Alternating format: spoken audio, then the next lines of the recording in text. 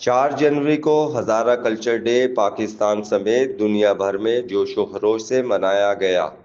اس سلسلے میں ہزارہ قومی محاذ صوبہ سندھ کے زیر اہتمام کراچی پریس کلب پر کلچر ڈے کا کیک بھی کاٹا گیا۔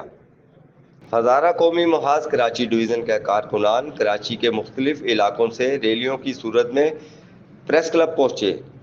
مرکزی تقریب میں ہزارہ قومی محاذ پاکستان کے مرکزی چیئرمین ذوالقرنین جدون نے رکن صوبائی اسمبلی تنظیم الاعوان پاکستان کے چیئرمین فاروق عوان کو کلچر ڈے کا کیک کاٹنے کی دعوت دی۔ اس موقع پر تحریک صوبہ ہزارہ سندھ کے قیادت، یوتھ الائنس سلطان آباد، یوتھ پاور بلدیہ ٹاؤن اور شہر بھر سے آئے HQM کے کارکنان بڑی تعداد میں موجود تھے۔ کیک کاٹنے کے بعد ایک عظیم الشان ریلی کراچی پریس کلب سے روانہ ہو کر جناح ہسپتال FTC کے راستوں ہوتے ہوئے ریلوے وائرلیس گراؤنڈ کالا پل پہنچی۔